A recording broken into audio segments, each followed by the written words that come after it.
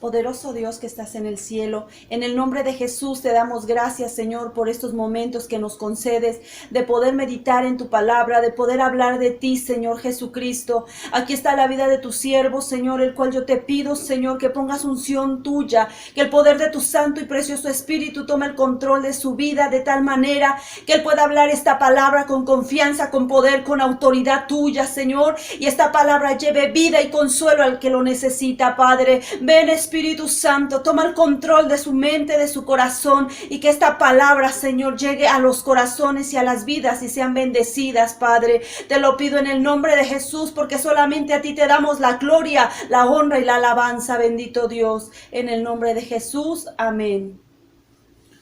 Dios les bendiga, amados hermanos y amigos. En esta ocasión queremos compartir una vez más con ustedes la hermosa, poderosa y gloriosa palabra de Dios, con el tema, la trampa de las excusas. ¿Por qué las excusas son una trampa? Porque en muchas ocasiones nosotros pensamos que si ponemos un pretexto, que si decimos una excusa, o quizás hasta una mentira como pretexto, vamos a salir del problema, y es más, podríamos afectar a los demás. Pero en realidad, los que somos más afectados somos nosotros mismos. Es decir, nosotros mismos cavamos nuestra misma trampa, forjamos y construimos nuestra propia destrucción. Les invito para que leamos lo que dice la Escritura en San Lucas capítulo 14, de los versos 16 en adelante. Entonces Jesús le dijo: un hombre hizo una gran cena y convidó a muchos. Así es el Señor. Él hace un banquete, Él hace una fiesta y invita a todos, a muchos. El verso 17: y a la hora de la cena envió a sus siervos a decirle a los convidados: venid, que ya todo está preparado. Así es, amado hermano, amigo, que me estás escuchando. Ya todo está preparado en el reino de los cielos, y solamente falta que toque la final trompeta para que los muertos en Cristo resuciten y los que están con vida sean arrebatados juntamente con ellos. Verso 18: y todos a una comenzaron a excusarse. Déjame subrayar esta frase. Y todos a una comenzaron a excusarse. El primero dijo: he comprado una hacienda y necesito ir a verla. Te ruego que me excuses. Otro dijo: he comprado 5 yuntas de bueyes y voy a probarlos. Te ruego que me excuses. Y otro dijo: acabo de casarme y por tanto no puedo ir. ¿Ustedes creen que estos 3 personajes, poniendo cada uno de ellos su excusa, resultó beneficiado, resultó privilegiado? ¿Obtuvo algún mérito? ¿Algo que pudiéramos decir que fue productivo y provechoso haber puesto esas excusas? Claro que no. Ahí mismo en San Lucas 14, de los versos 21 en adelante dice: vuelto el siervo, hizo saber estas cosas a su señor. Entonces, enojado el padre de familia. A Dios le enoja cuando la gente pone excusas y pretextos. Dijo a su siervo: ve pronto por las plazas y las calles de la ciudad y trae aquí a los pobres, los mancos, los cojos y los ciegos. Y dijo el siervo: Señor, se ha hecho como mandaste y aún hay lugar. Es el mismo mensaje que te traemos en esta ocasión. Aún hay lugar. Aún las puertas del cielo están abiertas. Aún estamos viviendo en la dispensación de la gracia. Y si tú quieres ser salvo, lo puedes ser si tan solo crees en Jesucristo como tu único y suficiente Salvador personal. Verso 23. Dijo el Señor al siervo: ve por los caminos y por los vallados y fórzalos a entrar, para que se llene mi casa. Quiero decirte que aquí el Señor nos da la autorización para forzar a la gente, para presionar a la gente. Si bien es cierto que Dios no quiere con razones a fuerzas, pero nosotros como predicadores y como siervos de Dios, tenemos también que obedecer esta palabra, presionar, hacer todo lo que esté a nuestro alcance para que las personas sean salvas. Y finalmente el verso 24: porque os digo que ninguno de aquellos hombres que fueron convidados gustarán de mi cena. Ninguno de los que fueron invitados y pusieron excusas, pusieron pretextos y hablaron mentirosamente podrán entrar al reino de los cielos. Así es que, amado hermano y amigo que me estás escuchando, las excusas al final de cuentas son una trampa que actuarán y se activarán en contra de la persona que las hace. Entonces, aquí vemos una invitación y 3 excusas. El primer hombre dijo: acabo de comprar una hacienda y voy a verla. Esto es ilógico. ¿Quién compra una hacienda sin antes verla? Él ya había visto esa hacienda si es que la había comprado. Entonces era un pretexto infundado que iba a ver la hacienda que compró. No, mi hermano, si tú compras un carro, primero lo ves, primero lo examinas, primero lo pruebas. La otra excusa fue: mi trabajo. Acabo de comprar yunta de bueyes, ¿verdad? Y voy a trabajar con ellos. ¿Tú crees que en la cena, en la noche, la persona va a trabajar con la yunta de bueyes? Claro que no. Eso fue una excusa. Y la excusa número 3, mi familia. Decía aquella persona, ¿verdad? Acabo de casarme y no puedo ir. Bueno, no es malo casarse. No es malo comprar una hacienda ni tampoco una yunta de bueyes. Lo que es malo es poner como pretexto esas cosas para no buscar a Dios, para no entregarse a Dios, para no aceptar la invitación que Cristo nos está haciendo. Por eso, hoy quiero compartirte algunas excusas que pone la gente para no hacer las cosas. 5 pretextos por los cuales las personas no van al templo. ¿Qué dicen? No voy porque está muy lejos. Ajá. ¿Y si fuera tu trabajo? ¿Y si fuera tu empleo? No importa que estuviera lejos. Por supuesto que harías todo lo necesario para llegar hasta tu fuente de trabajo. Otros dicen: ya iré el domingo. Como si solo el domingo el Señor nos bendijera. Yo quiero preguntarte, ¿cuántos días a la semana comes? Pues hay quienes se alimentan solamente los domingos. Claro, ahorita estamos viviendo una época de pandemia, ¿verdad? Y donde es mejor y es más conveniente quedarse en casa.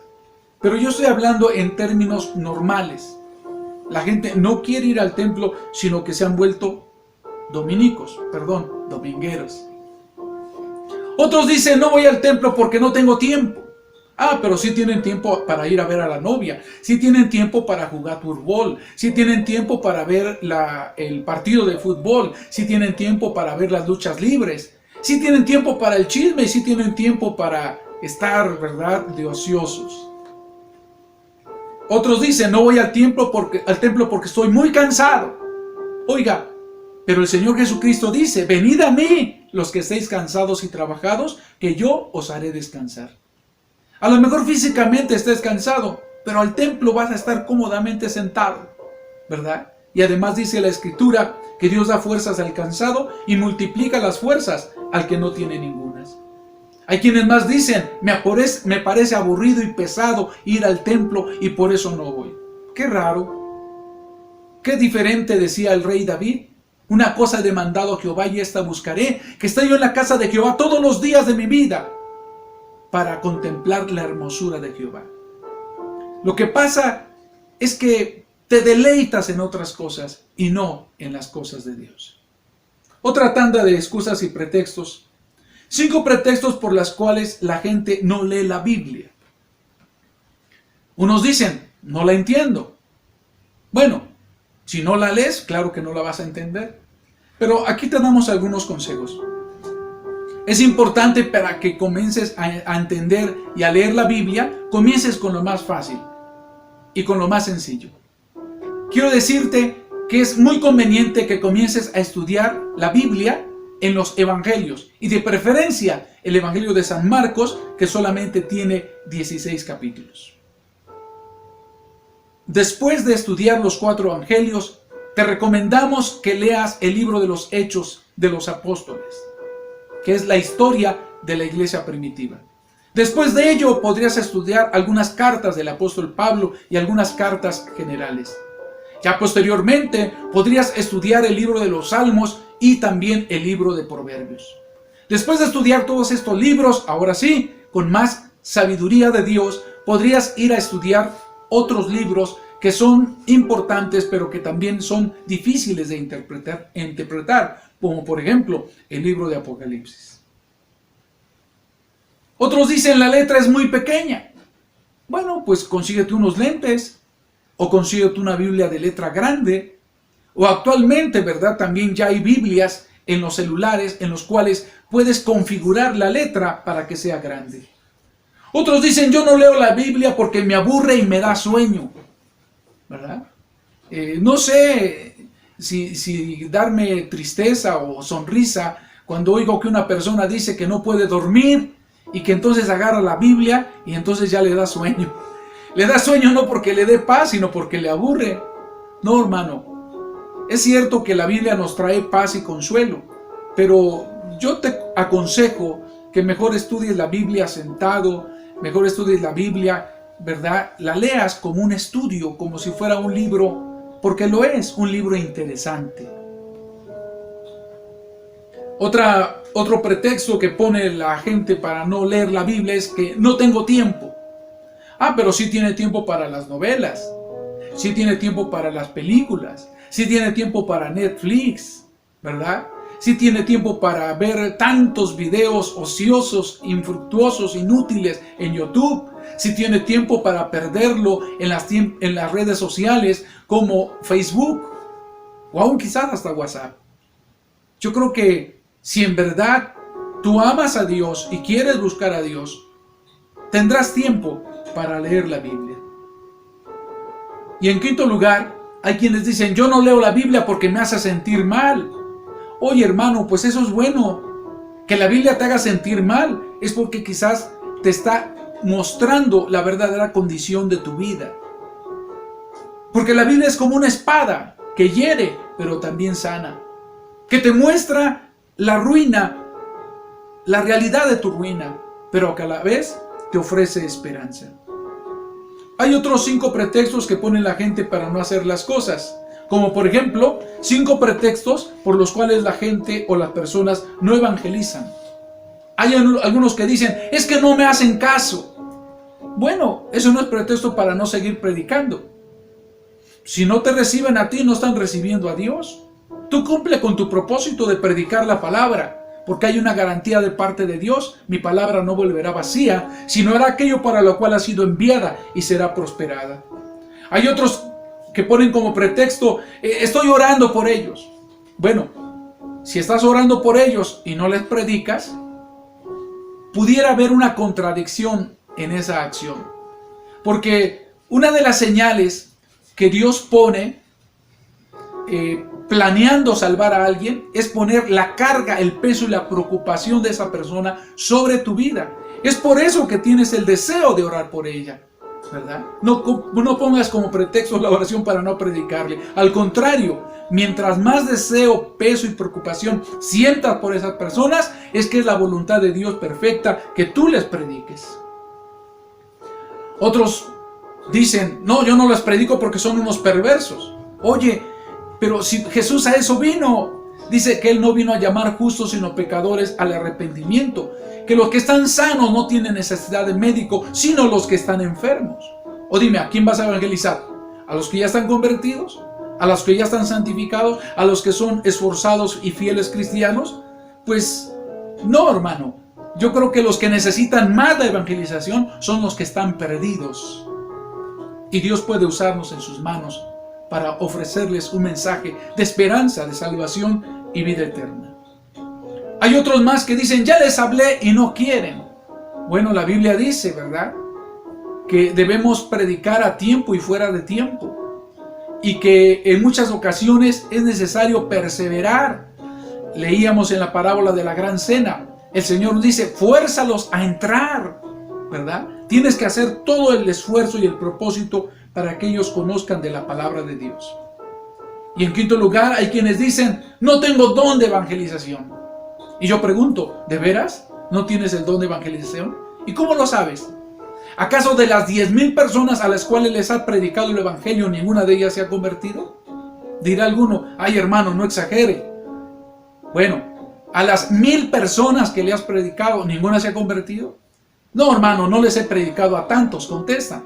Bueno, a las 500, 300 o 100 personas que les has evangelizado, ¿ninguna se ha convertido? Y la persona termina diciendo, ay hermano, la verdad me da pena decirlo, pero únicamente en mi vida le he predicado a 2 o 3 personas y ya ni me acuerdo cuánto. Entonces, no tienes derecho a decir que no tienes el don de evangelización si nunca lo has intentado, si nunca te has esforzado por predicar el evangelio. Otros 5 pretextos que pone la gente, por ejemplo, es las personas que no ayunan. El primer pretexto o excusa que dicen es que me hace daño. Bueno, vamos a considerar que sí hay ocasiones que las personas sufren de gastritis, de úlcera gástrica o su sistema digestivo está totalmente dañado. En ese caso, pues no es excusa, es una razón válida. Pero por lo demás, ¿sabías que científicamente ayunar en lugar de enfermar o de hacer daño hace bien? Hay quienes dicen, no es necesario ayunar. Bueno, si tú eres de esas personas que dicen ese pretexto o esa excusa, el Señor dice otra cosa en su palabra. Él dice en su palabra que nosotros oramos y ayunamos sobre este asunto y Dios nos fue propicio. Y otro texto de la Biblia dice que hay género de demonios que no salen con nada, sino con oración y ayuno. Hay quienes se atreven a decir que el ayuno es un fanatismo, ¿verdad? Un fanatismo. Bueno, sería un fanatismo si la gente ayunara por quedar como un charal de flaco, ¿no? Como un espárrago. Es un fanatismo sufrir de bulimia y también de cuando se va el hambre, anorexia. Eso sí es un fanatismo, es una exageración, pero ayunar claro que no lo es. Otros dicen voy a adelgazar. Ay Señor, pues creo que es lo que le hace falta a mucha gente, porque si no estés quizás enterado, somos el segundo lugar en el mundo de personas con exceso de peso o de sobrepeso u obesidad. Y también, como quinto pretexto, dicen es demasiado sacrificio. Pues yo creo que de eso se trata, ¿verdad? Porque dice la Biblia que la carne está enferma, mas el espíritu está presto. Si tú usas el refrán que la gente dice al enfermo lo que pida, dale a tu carne lo que pide y vas a ver cómo vas a terminar. Vas a terminar obeso, de sobrepeso, ¿verdad? Y no vas a tener fuerza espiritual. Hay una paradoja, ¿no? Yo sé que muchos son o somos gorditos, ¿verdad? Ya por herencia, por genética, ¿verdad? Pero hablando espiritualmente, quienes no ayunan y por ese motivo están sobrados y pasados de peso, fíjate que se ven a lo mejor físicamente fortachones, pero espiritualmente están flacos, no tienen fuerza ni poder de Dios. Otros 5 pretextos por los cuales las personas, por ejemplo, no cooperan ni diezman. Dirá alguno, ay, tenían que salir con ese tema. Déjame ver si no estás dentro de estas personas que se excusan de la siguiente manera. Hay quienes dicen, no, yo no coopero, ni ofrendo, ni diezmo, ni doy primicias porque no tengo dinero. ¿Y sabes qué, mi hermano? Es al revés. No es que tú no diezmes porque no tengas dinero. Es al revés.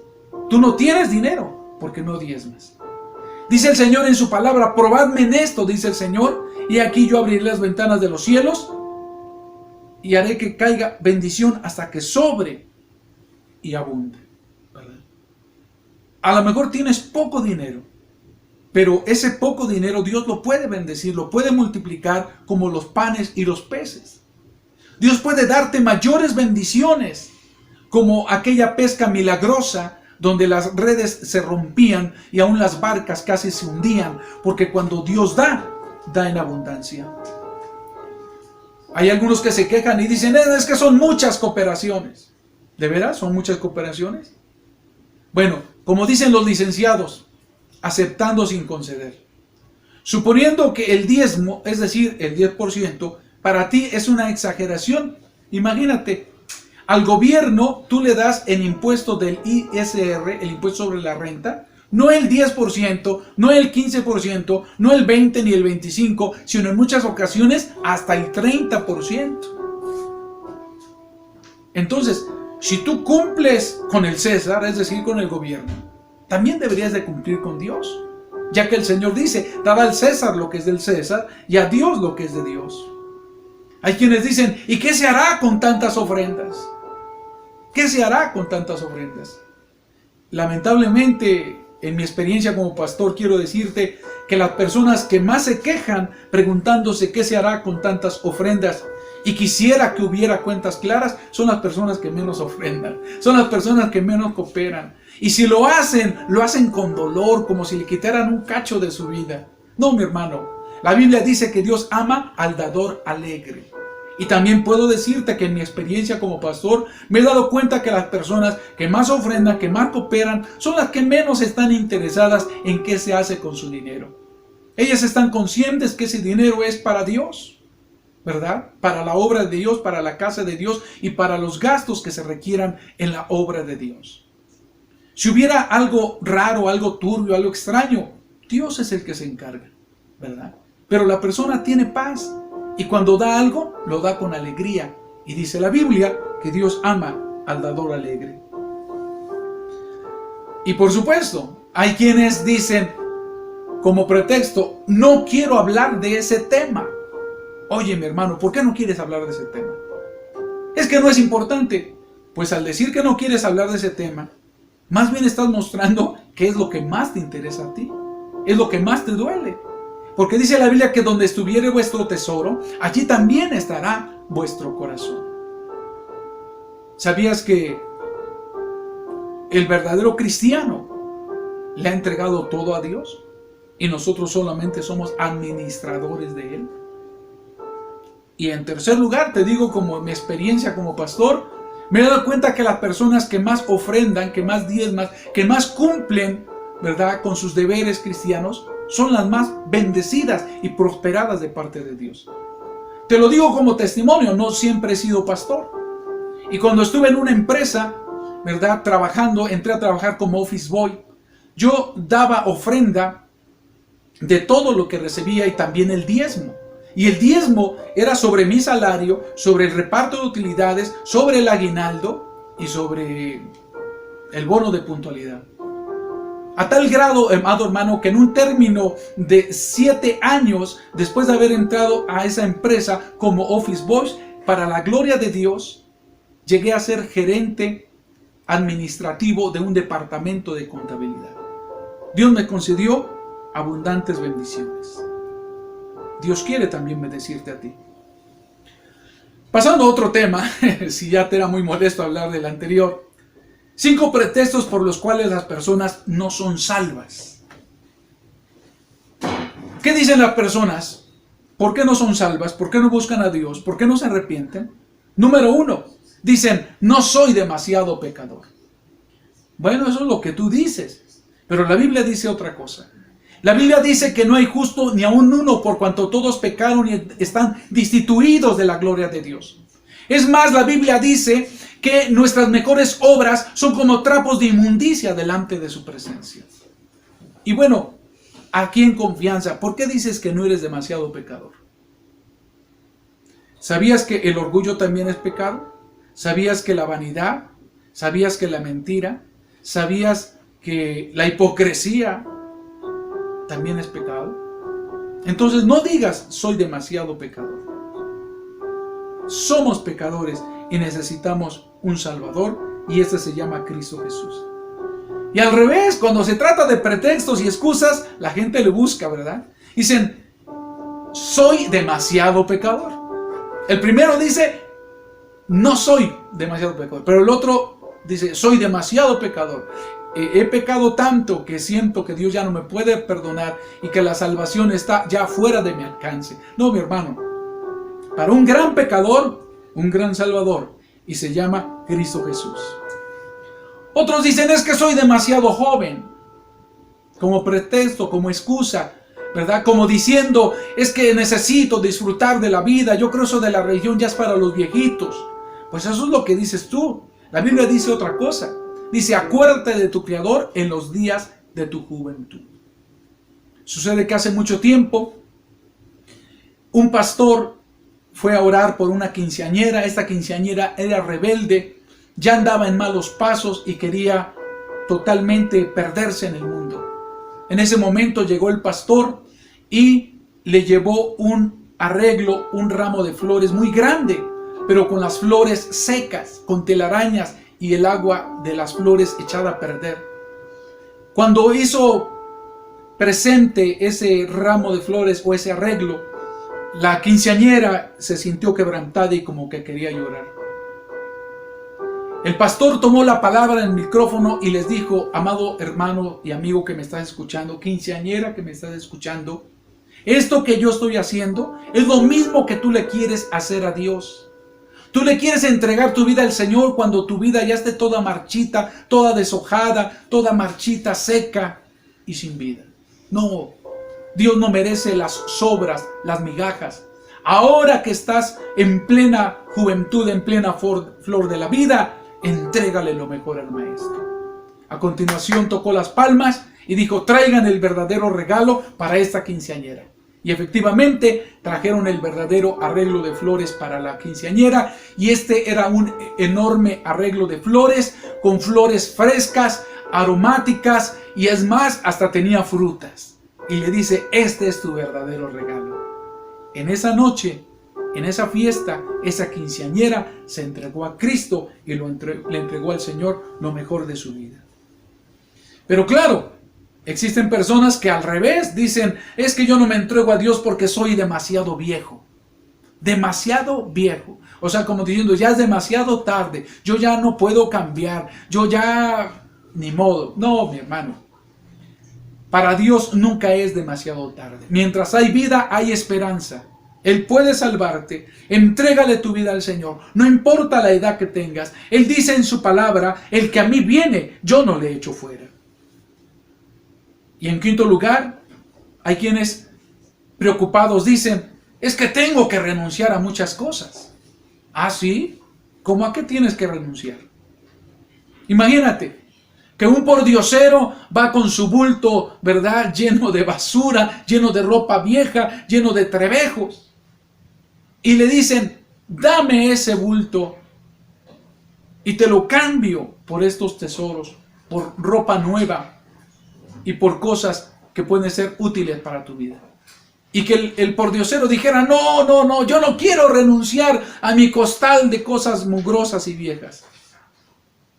Quiero contarte otra anécdota. Sucede que en alguna ocasión un niño había metido su mano en un florero, en un frasco de cuello muy angosto. Y el papá ya había luchado por tratar de zafar, de sacar la mano de aquel pequeño, y no podía. Las horas transcurrían y la circulación de la mano del niño ya estaba teniendo efectos negativos. Después de tanto sudar y batallar e intentar sacar la mano del niño, el padre le dice afligido a su hijo: hijo, no va a quedar más remedio más que romper el frasco de cristal. Y pues eso era mucho peligro. Le dice: hijo, por último, trata de abrir más la mano lo que puedas, estirarla, para ver si logramos sacarla sin quebrar el vidrio. El niño dijo estas palabras: no, papá, porque si abro el puño y abro la mano, suelto el centavo, la moneda que tengo en mi mano. Imagínese usted. Amado hermano, amigo, suelta la moneda del pecado, suelta la moneda de los vicios, suelta la moneda de los malos hábitos, suelta la moneda de la maldad. No vale la pena todo eso. Y que por ello tu vida se vea en peligro y en riesgo, tu alma de perderse. Decía el apóstol Pablo: lo que antes tenía por sublime, ahora lo tengo por estiércol, por basura, con tal de encontrar a Cristo. Así es, hermano. El que no tiene a Cristo no tiene nada. Y de verdad, no te vas a perder nada bueno de este mundo si dejas el pecado y la maldad y te acercas a Cristo. Estarías cambiando la miseria por la gloria, el infierno por el cielo. Una vida depravada, sin Dios, sin luz y sin esperanza, la cambiarías por una vida plena, una vida en abundancia en Cristo Jesús, Señor nuestro. Y por último, quiero decirte 5 pretextos por los cuales las personas no se bautizan. Y dicen algunas personas, es que me falta mucho. ¿De veras? Y quiero preguntarte, ¿cuántos años tienes de conocer el Evangelio? ¿Cuántas predicaciones has escuchado? Quizás hasta naciste en cuna evangélica. ¿Conoces la palabra de Dios? Entonces no digas, me falta mucho. Lo que te falta es una decisión. Arrepentirte de tus pecados y aceptar a Cristo como tu único y suficiente Salvador personal. Hay quienes no quieren bautizarse porque dicen, temo caer de la gracia de Dios. Ese riesgo lo corremos todos. Pero acuérdate lo que dice el dicho, el que no se atreve, ¿verdad?, a cruzar el río, pues no avanza. Todos tenemos ese riesgo, porque tenemos un cuerpo humano y estamos rodeados de tentaciones y tenemos un enemigo tremendo que es Satanás. Pero si tú decides ser cristiano, Dios te va a ayudar, Dios te va a fortalecer, Dios te va a bendecir, Él te va a guardar. Cuando tú clames, Él te va a escuchar y te va a dar la fortaleza necesaria. Porque dice la Biblia que Cristo fue tentado en todo según nuestra semejanza. Ahora es poderoso para socorrer a los que son tentados. Hay quienes dicen, no, yo no me bautizo porque me vendrán muchas luchas. Por eso no me bautizo. ¿Eres de esas personas? ¿Temes sufrir por la causa de Cristo? Te puedo asegurar que el sufrimiento del infierno es peor que lo que puedas sufrir por ser cristiano.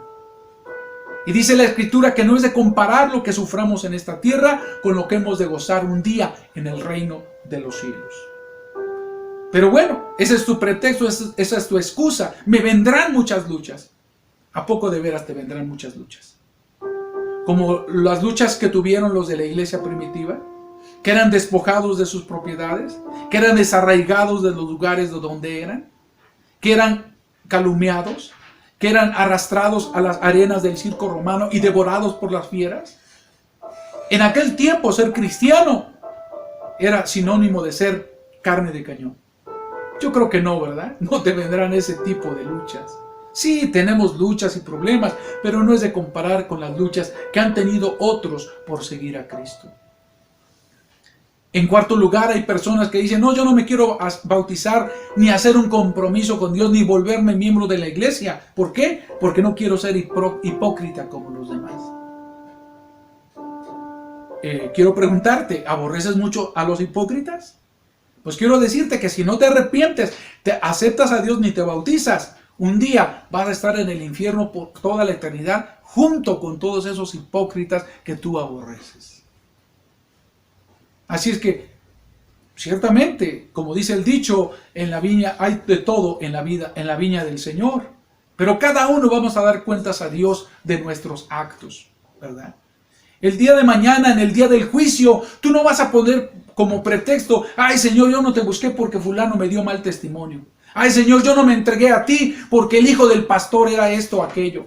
Ay Señor, yo no me entregué a ti porque había personas que eran muy hipócritas. No. La salvación es personal y cada uno vamos a dar cuentas a Dios. Y en quinto lugar, hay quienes se atreven a decir que el bautismo no es indispensable para la salvación. Es más, hay quienes hasta se vuelven bíblicos, entre comillas, y dicen, a ver, el ladrón de la cruz, ¿a poco se bautizó y fue salvo? No, no se bautizó, pero tú no eres el ladrón de la cruz, ni estás clavado en una cruz, ni estás moribundo, ni a punto de morir. Yo te aseguro que si ese ladrón de la cruz se le hubiese dado la oportunidad de seguir viviendo, de seguro que se hubiera arrepentido, dado frutos dignos de arrepentimiento, se hubiera hecho miembro de la iglesia, se hubiera bautizado y quizás hasta predicador y evangelista se hubiera vuelto. Entonces, tú dices que no es indispensable para la salvación. La Biblia dice otra cosa. La Biblia dice, el que creyere y fuere bautizado, éste será salvo. Pero ¿sabes qué, amado hermano, amigo? Detrás de cada excusa, detrás de cada pretexto, detrás de cada mentira, existe la verdadera razón del por qué las personas no quieren entregarse ni buscar a Dios. Pero nunca lo van a decir. Nunca lo van a decir. Por eso, amado hermano, amigo, no busques excusas. Busca a Dios. Voy a terminar este mensaje dando una fuerte quizás exhortación para todos aquellos que me escuchen.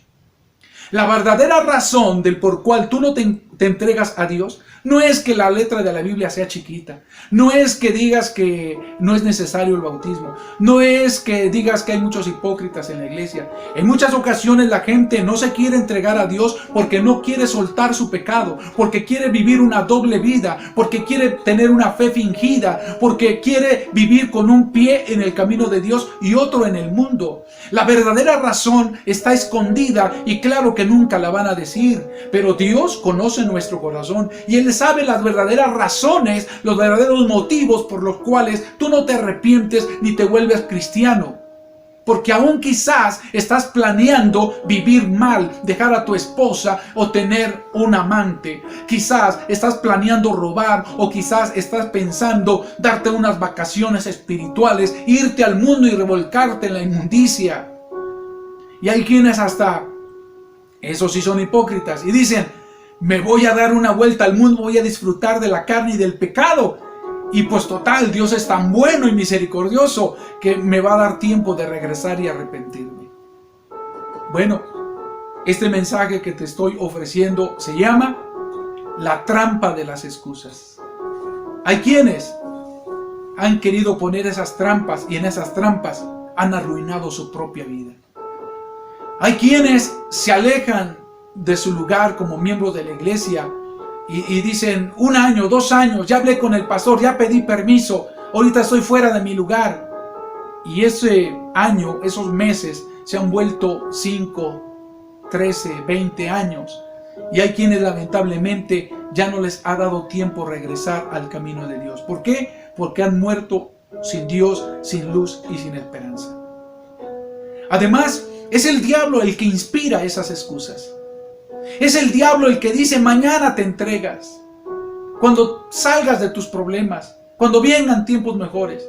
Pero es Dios el que dice, he aquí el día propicio, he aquí el día de salvación.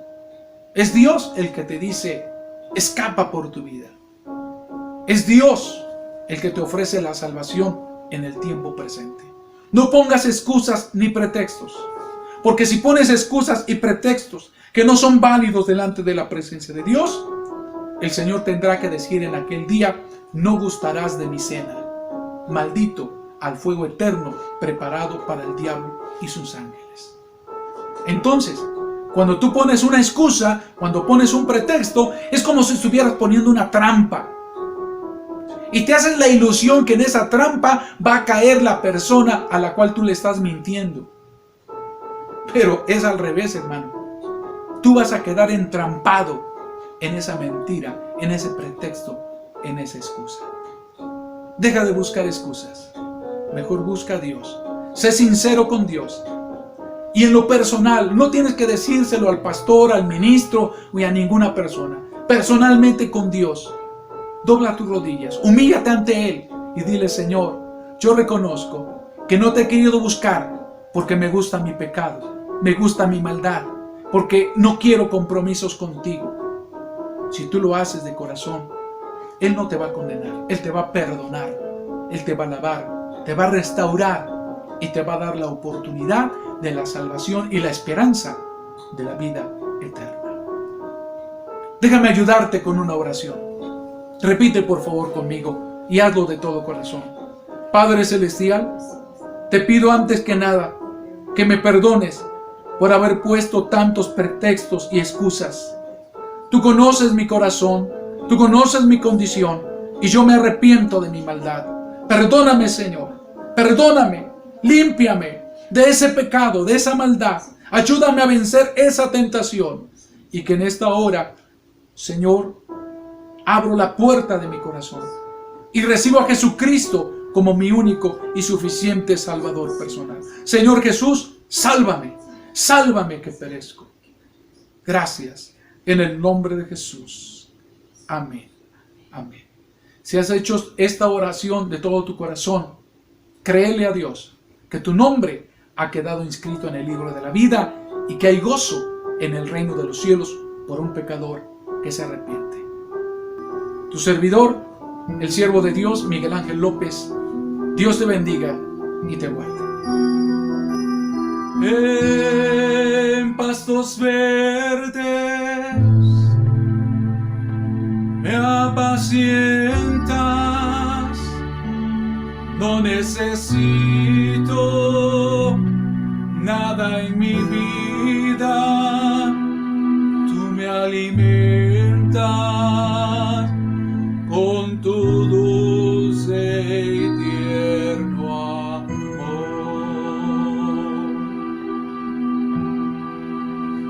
Puedo adorarte, soy libre para adorarte y servirte. Eres mi todo, eres mi Cristo y mi Señor.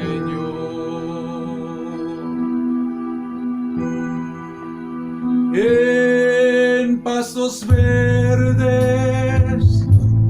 me apacientas,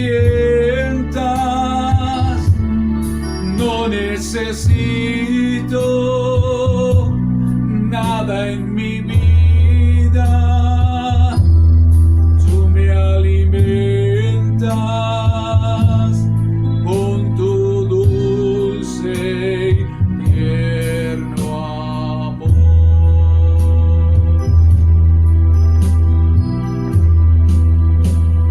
Puedo adorarte,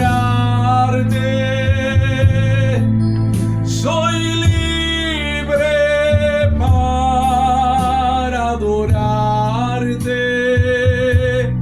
y servirte. Eres mi todo, eres mi Cristo y mi Señor.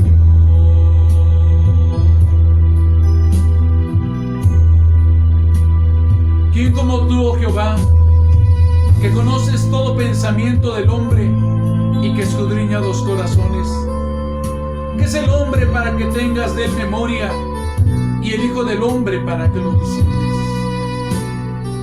Amados hermanos y amigos, Dios les bendiga en esta hora. Quisiera compartir con ustedes y que entonaran también esta hermosa alabanza, reconociendo que Jesucristo es nuestro buen pastor y el buen pastor ha dado su vida por las ovejas. En pastos verdes me apacientas, no necesito nada en mi vida, tú me alimentas con tu dulce y tierno amor.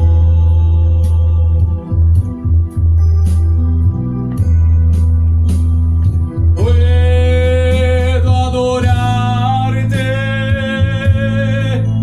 soy libre para adorarte y servirte. Eres mi todo, eres mi Cristo y mi Señor.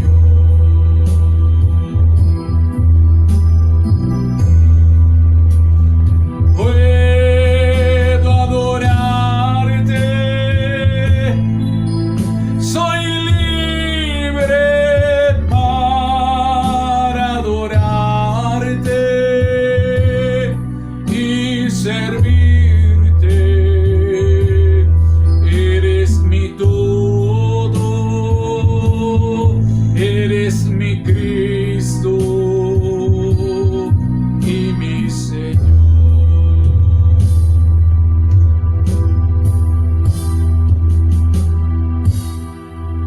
Jesucristo es nuestro Señor, nuestro pastor y nuestro Salvador.